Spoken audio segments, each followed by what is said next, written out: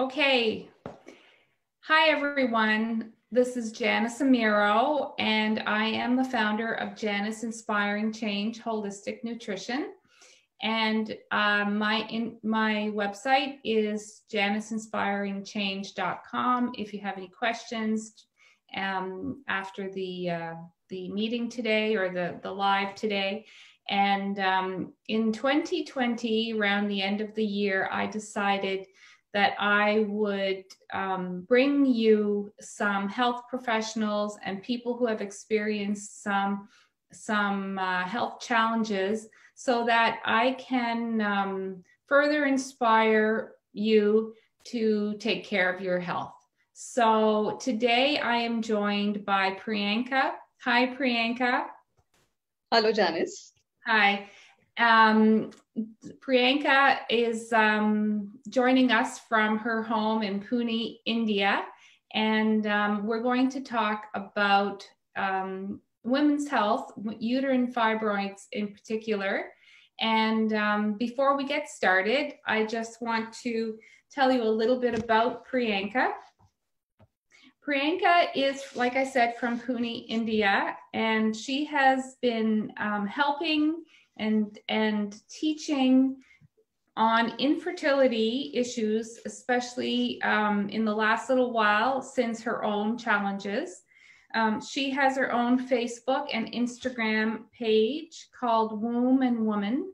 And she, the purpose of that is to raise awareness about fibroids and infertility and to help connect people, give women some information about where they can go to get some more help.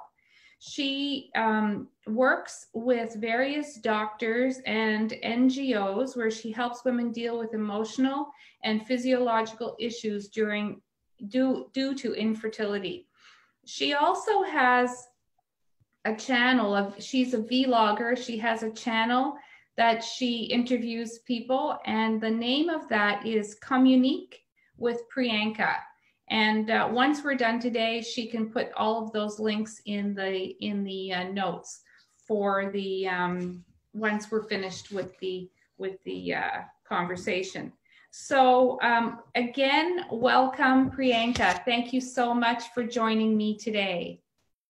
Thank you so much, Janice, for inviting me on this wonderful platform. It's my pleasure to be here. Thank you. And we have a connection because I had interviewed a relative of yours, Anna Bala. And so through there, Preeyanka and I have connected. So it is such a small world. You know, I met Anna in Doha, and now I'm meeting you. So it's fantastic. Yeah, I'm so happy that you contacted me, and now here we are. So and Preeyanka has asked me to be a guest on her show, so that's really going to be fun. So so Preeyanka, let's get started. We have under 45 minutes today because we both have other things on the go. So tell me, my first question is, so what brought you to this place of offering this amazing service of informing women? And you know, you told me from the very beginning that you don't have you're not a professional in this field. You are doing this because of an experience that you have or have had. So tell me why you're doing what you're doing. Right. As you rightly mentioned, and I have taken this as my personal project, and this is the first time I'm going to talk on this. So basically, I am helping women, especially women dealing with infertility issues and teenage pregnancy. And since I am not a doctor, but I am affiliated and I facilitate various doctors and NGOs in conducting various awareness programs on infertility issues and teenage pregnancy. And as you mentioned earlier that, yes, I have a page called Womb and Women in Facebook as well as Instagram, where I post some contents on women as well as womb. Now, why this project?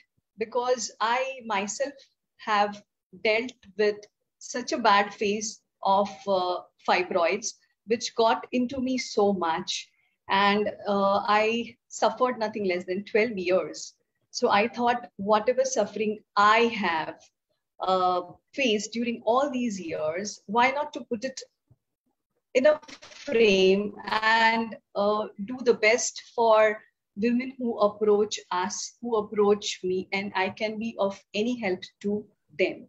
So my mission is all about giving utmost support to women and female teenagers who are dealing with infertility issues. Mm-hmm. Perfect, perfect. So, so you suffered for 12 years, you said? Yes. Wow, wow. So many people have suffered in silence, and I know I suffered with fibroids many years ago. I had surgery, and then I had another few procedures that weren't so invasive to try to manage that. Had I known back then what I know now, I was, the suffering is needless. And I'm sure that you're going to share some of those insights with us, because the suffering is absolutely needless. And it's very, very, you should be commended for the work that you're doing, because you're helping people so that they don't have to suffer for 12 years. And that is, that's such important work. So what did you do to deal? So you had fibroids, and so what did that mean for you? What did that cause in you? Okay, so this is the first time I took out some courage to talk on how I dealt with fibroids and how am I dealing with it now in a very holistic way. Now, when I say holistic way, it is not only the medicines and surgeries, but what I eat, what I drink, how I think, and how I behave. For me, it was very important. And, just to give a glimpse of what fibroids is, because there are a lot of people who are listening and viewing who may not know what fibroids is. So fibroids are basically tumors which are formed, and it is formed due to an hormone called estrogen. And it may or may not grow. It depends on individual women. But they can grow if your estrogen hormone increases. But the best thing about fibroids is they are non-cancerous and they are completely curable. So the moment when I was diagnosed fibroids and the doctor said me they are non-cancerous, the first relief I was like, fine, I can deal with it. So, and to give some more glimpse, according to the US National Institute Health, 20 to 25% of women in their reproductive age suffer from fibroids. They have fibroids. And they have done a study which says that, by the time any woman reaches 50 years, 80% of Black women have fibroids and 70% of white women have fibroids. And what are the causes of fibroids is they can be hereditary, hormonal disorders, which actually leads to heavy bleeding, enlarged abdomen, urinary tract infections, and reproductive issues. So going back in 2006, when I was being diagnosed with fibroids, I had intramural, submucosal, endometrix, uterine fibroids. So put it in a simpler way, interior, exterior of my uterus was filled with fibroids. अगर मैं हिंदी में बोलूं तो मेरे गर्भाशय is Hindi name of uterus. मेरे गर्भाशय में अंदर बाहर complete fibroids था. I had 5 surgeries, 3 procedures back to back. Laparotomy, laparoscopy, and I popped in all sorts of medicine starting from allopathy, homeopathy, Unani, Ayurvedic. Mm-hmm. I was 60 kgs then. I was pale. I lost my few promotions. I had memory loss. I lost few humans whom I loved so much. And I was 365 days, 24 hours Mm-hmm. on sanitary napkin. Oh my goodness. Wow. So those 12 years of suffering was very, very painful for me, not for me, but for my family also. So then one day I realized that what is that which is not working on me in spite of being treated by such reputed doctors, in spite of having my medicine so timely. And then I realized that I should be learning more about fibroids, knowing more about fibroids. Mm-hmm. Mm-hmm. Then I started my little research work, Googling that what are fibroids, what can cause increase in fibroids, how do fibroids develop. And then one thing I realized was that in spite of having medicines, the food which I was having was not at all appropriate. And hence, whatever procedures or whatever surgeries, whatever medicines I was having, it was not working on me. Can I So interrupt then, you there? I just, yes, before you keep going. So as you started, because I think this is something that a lot of people might resonate with. As you right. started to read more and learn more about your condition, did it come as a surprise to you that what you ate could affect your Yes. situation? Yes, it definitely had. It definitely had. Mm-hmm.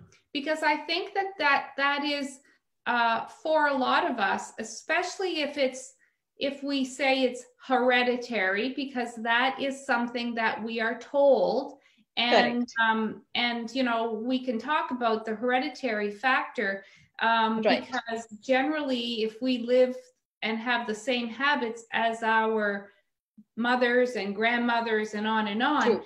we will have those conditions. It doesn't mean it's hereditary. It's hereditary in the sense that it's a lifestyle, but it's not a Correct. True. genetic disposition. So I think that there's a lot of people who don't know that, or don't, of course I had no idea that food could make a difference in what was happening to my body. I knew I could eat Right. less and lose weight, but I had no idea about the fibroids.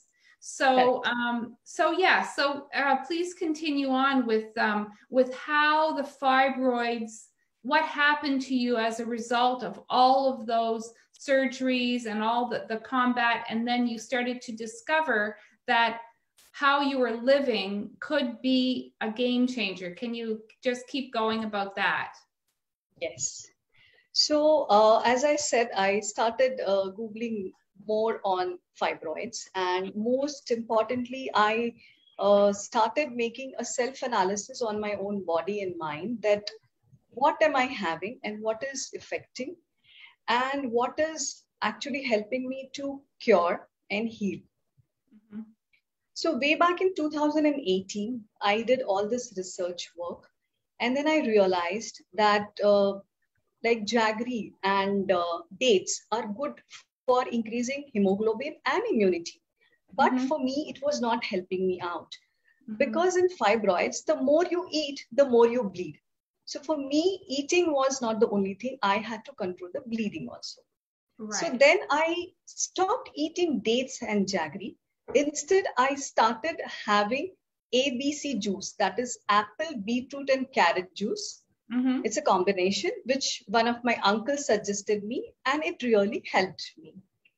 Similarly, I had to really get away from all kinds of added drinks, which Mm-hmm. I used to have, because when you have fibroids, you tend to become more fatigue, and you tend to develop a very different kind of food habits and drinking habits.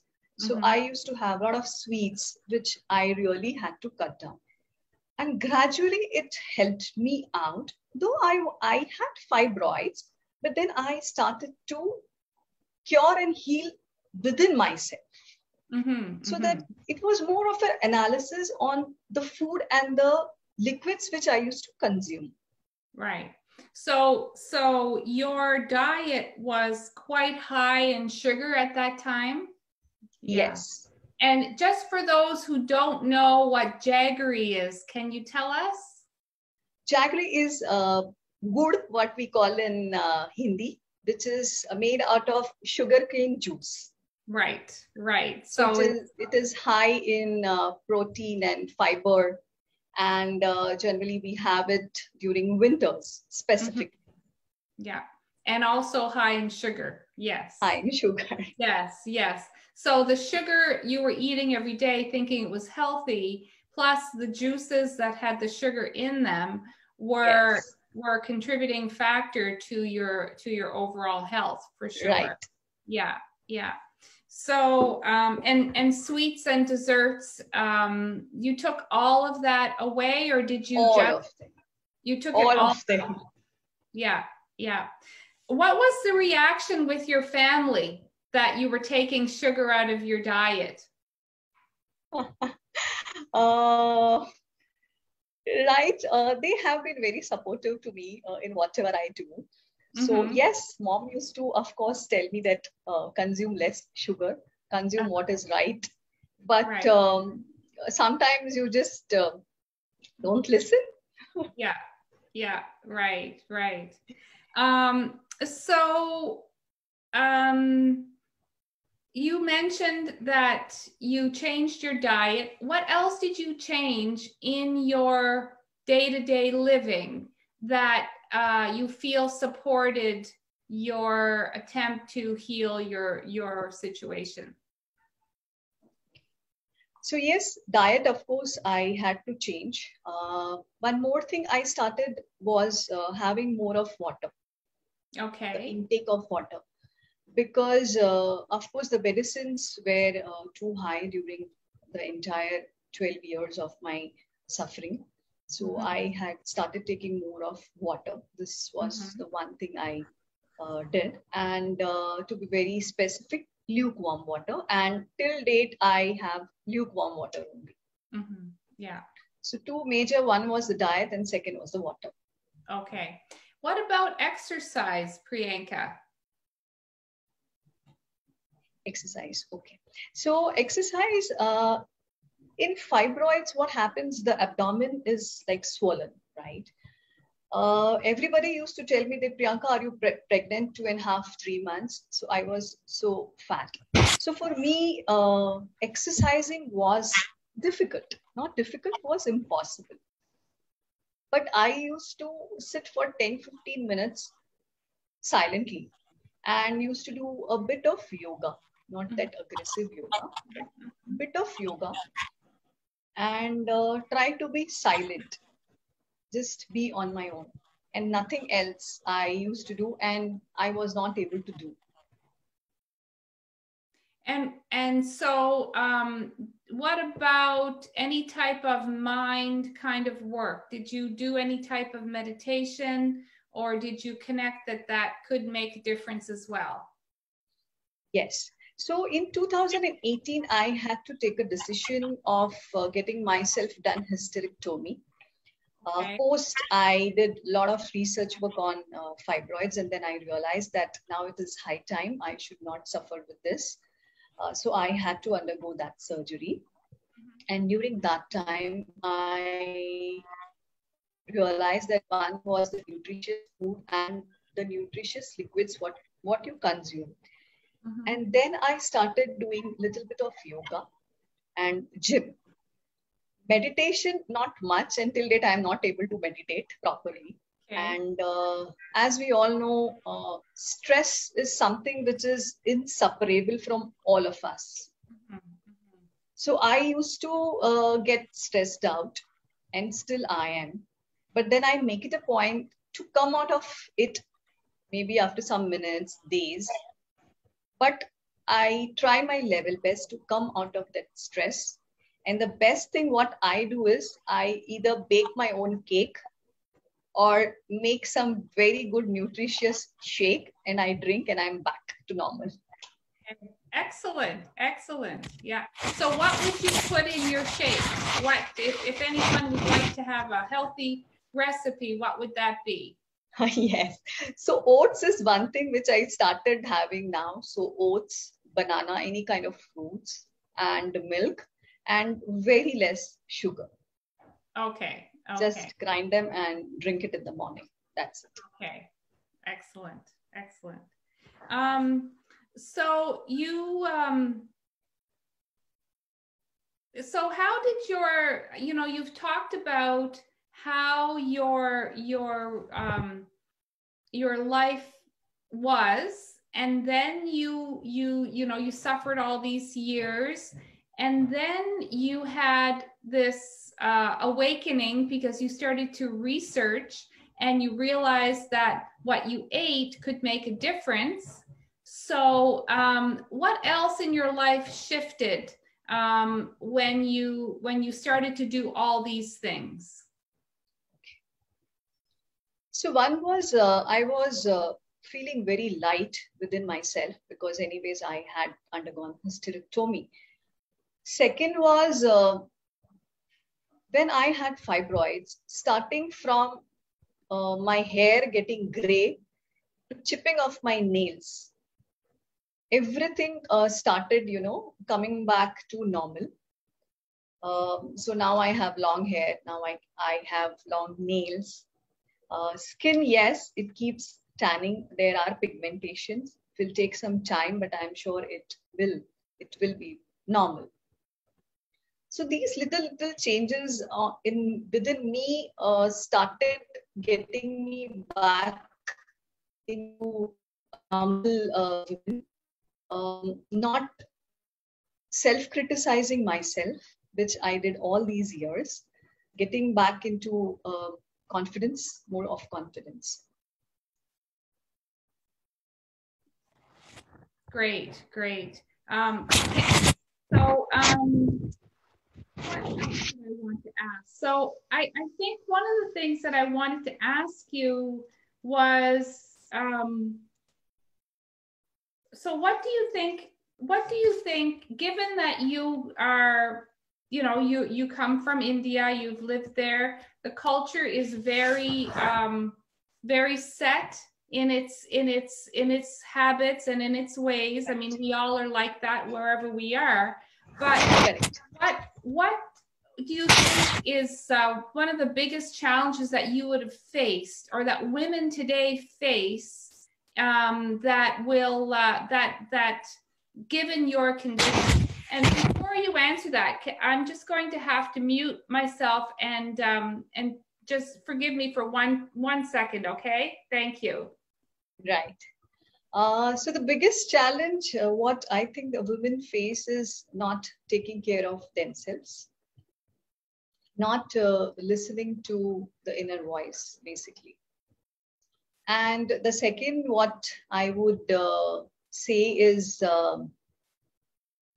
infertility should not be considered as a sin and a taboo, which most of the people think that if a woman is infertile, if she cannot reproduce, she is not worthy. But I think it should not be. Any woman would not like to be infertile, would not like to produce children. Mm-hmm. Yeah. That's you know, my heart just sinks when I hear that, because it's not a choice that you make.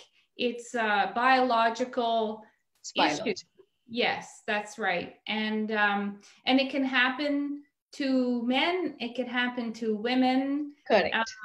Yeah. So unfortunately, that is something that your culture, you know, the women in your culture would struggle with. Do you think that has changed at all? Do you see that, you know, as time goes on, as we get a bit more modern, do you see that shifting at all? Yes, the thinking patterns have changed, but not to an extent. It will take time because it is not that, my previous generation thinks about it.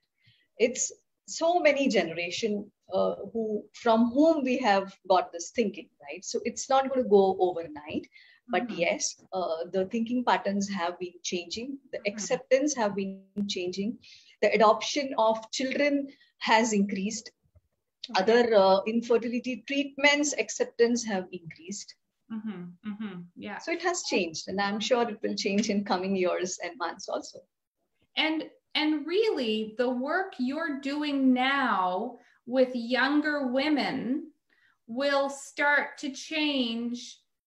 They will not, if a younger person is able to shift their diet and get out from those bad habits and the high sugar diets, then they will have more of a chance to, well, first of all, suffer less with the pain and the discomfort that you've described, and that improves their chances of being able to conceive. So the work you're doing within your community, the younger the more young people you reach, the better that's going to be for those women to be able to have babies. Yeah. Right. That's it's such important work that you're doing.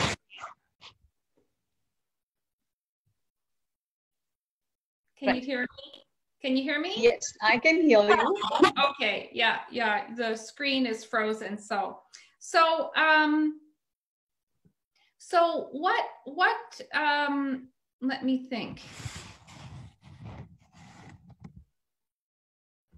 So maybe I can ask you this. What do you think is a common myth with people who have fibroids? What do you think is something that they all believe that you can maybe explain to them that is not actually the case? Yes. So the common myth one is that surgery is only the option, but I would say surgery. I think I have lost Preeyanka.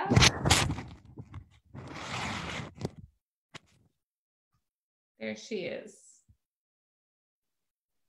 Hello. Yes, we can hear you. Okay. Yeah. So your question about the common myths. The first one was about surgery. Yes. And the second is, if fibroids being treated at the right time, if it is being diagnosed at the right time, any woman can conceive along with fibroids. Yes, a bit of complications will be there, but she can conceive.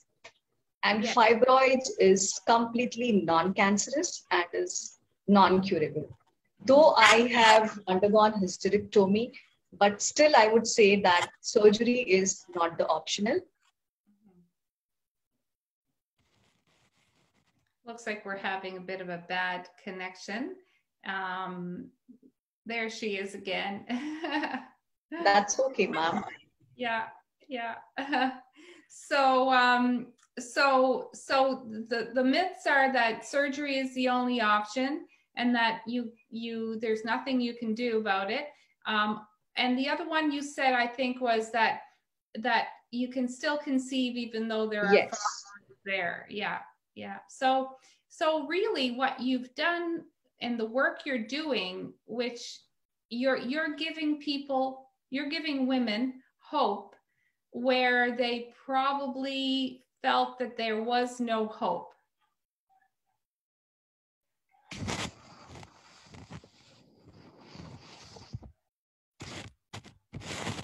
you there? Yes, ma'am, we can hear you. Okay. But cannot see you. Okay, well, that's okay. I don't see you either, but I see this gorgeous picture that you have, so that's fine. So in closing, is there anything you would like to add or say that I didn't ask you, Preeyanka?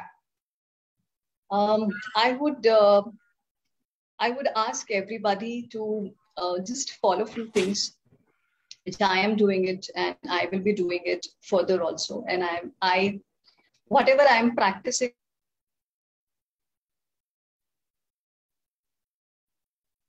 I'll give her a minute to come back. There she goes. Go ahead. So one is, it is very important to take nutritious diet and nutritious liquids. For any disease, you should adopt any healing techniques, whether it is Reiki, pranic healing, praying, meditation. Mm-hmm. You cannot go away with stress, but have to quickly come out of that. Mm-hmm. And whenever required, please take help of your family, friends, doctors.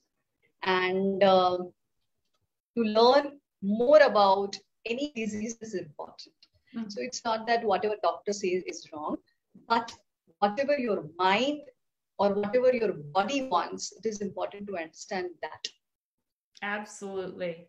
Well said. Very well said. Can you please remind us, anybody who's listening, how they can contact you? Yes, they can contact me on my Facebook page, Boom and Women. And of course, those who know me personally, they can get in touch with me over my emails or my phones. Any help to any women around the world, I'm here to get them connected to the best doctors, to the best nutritionist, to the best NGOs if they want to work for any such noble cause. Okay. Perfect. Well, too bad we had a little bit of a connection issue at the end, but thank you so much again, Preeyanka, for joining me today. I know it's late your time. It's almost 8 o'clock in the evening, and I'm jealous because it's a lot warmer there than it is here in Nova Scotia, but we've had a very nice spring so far. So thank you so much for joining me, and thank you to the viewers for joining me on the 24th episode of Inspiring Change 2021. My name is Janice, and my website is janiceinspiringchange.com. If you would like to ask me any questions or contact me, or perhaps you have some issues with fibroids and would like to have a conversation. So thanks again for joining me. I'll see you next Thursday, and have a lovely day. Bye for now. Thank you so much, Janice. And thank you so much, everyone who spent some time to listen and hear us. Thank you so much, and namaste. Thank you so much, Preeyanka. Namaste. Bye. Bye.